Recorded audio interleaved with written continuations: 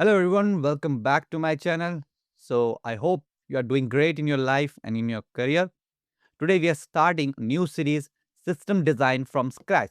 So without wasting any time, let's move ahead.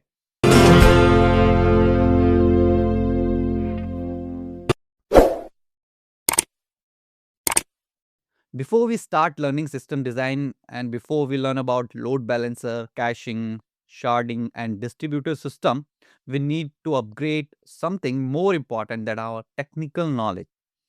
We need to upgrade our thinking because system design is not about drawing boxes, it's about thinking in systems. The biggest difference between a developer and a senior staff engineer or an architect is not coding ability, it's how far ahead they think. So, if we consider different roles in an industry like a junior engineer that focus majorly making things work. Okay, so that is the whole purpose of a junior developer and the task of their day-to-day tasks. But when you promote to a mid-level, somewhere to a mid-level engineer, your focus will be to make it work and make it clean as well. Like, and then when you comes to a senior position, you your responsibility is to do your work but make it scalable as well. And with time, when you move to a senior staff engineer or an architect level position, then you know more think like I have to make it work, I have to make it clean scale.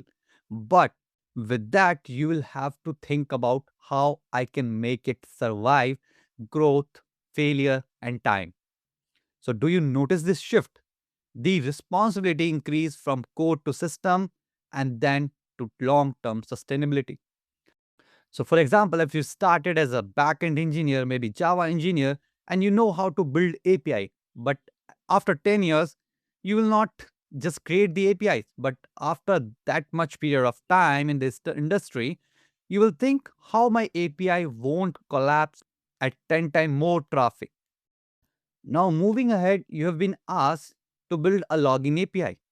So, feature thinking says validate username password, generate JWT, return response, and done.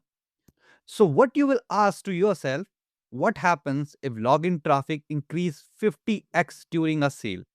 What happens if my Redis storing session crashes? What happens if DB connection pool is exhausted? What if someone brute forces password? What if login services deployed across 3 regions? Same feature, completely different depth. So, system thinking means think about load, failure, concurrency, or security, growth, and the future requirements as well. So, that shift is architectural maturity. Now, let's see this system design framework, what it consists of. Okay, so one of the biggest mistake engineers make is jumping directly to the solution. Strong engineers follow a structure, and I've collated this structure into these 10 points. So, first thing is clarify your requirement because if you are not clear about your requirement, you will not create a stable system or a futuristic system. Second, define scale. How long, how big your system can be in future. You have to think it today. Identify core entities, then design APIs, then comes to high level architecture, which is very much important. With the high level designing, you will be basically creating everything inside your application in the blocks, and you will determine what all is required and what all is needed. Then once you are done with the high level, deep dive into each components, identify bottlenecks, discuss trade-off, plan for failure, and then future improvements as well. So always clarify your requirement. Okay, most engineers fail to do so because they assume the problems. They think, okay, the traffic will be this much. I don't think it will increase from that scale. Maximum it will move go to 2x or 3x maybe. So I'll develop or I will design it like that. So don't assume. Clarify your requirement very clearly. So you will be able to build your system very efficiently. For example, if you are designing Instagram, you have asked to design the Instagram, you need to clarify many things. Like if my platform will support only photos, or it does it include stories as well, TMs, reels? Like reels, you if you notice the Instagram when it introduced, it was not having that reels feature.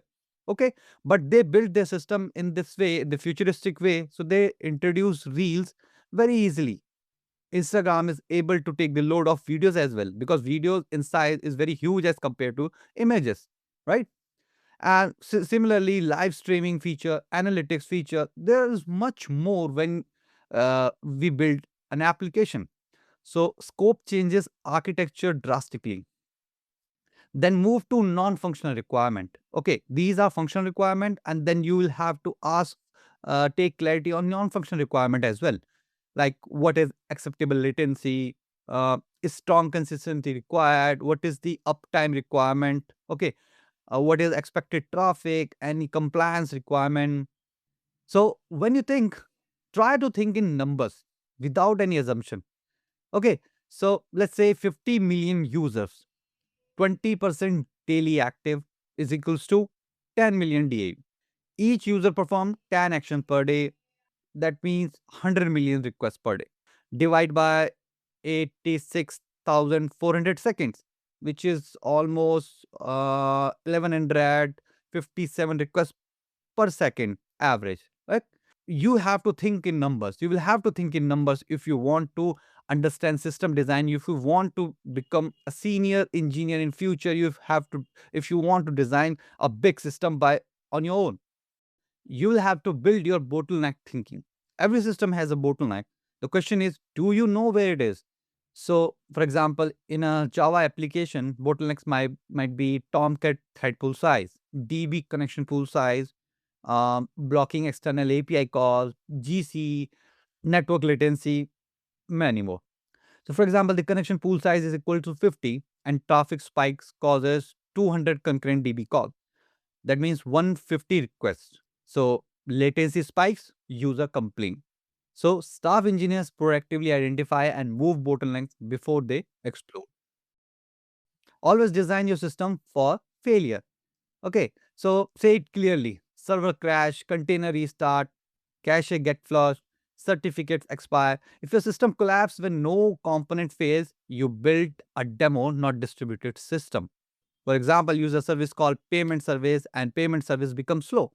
If you don't implement timeout, retries, circuit breakers, so in that case, your thread blocks, your thread pool exhausts. Okay, your user service might get crashed. So now both services are down. So this is cascading failure. You're creating a cascaded failure system. So always design for redundancy and failover. There is no perfect architecture, only trade-offs. Example, consistency versus availability, latency versus throughput, cost versus performance, simplicity versus scalability. Like caching improves performance but introduces stale data as well. And on the other hand, sharding improves write scalability but complicates query. And similarly, microservices improve the team autonomy, right? But increase operational complexity. So always choose the simplicity first. One of the biggest mistake many engineers make, they over engineer everything. If your system handles 1000 RPS, you do not need Kafka cluster, 20, 30 microservices, sharded DB, okay, and event sourcing.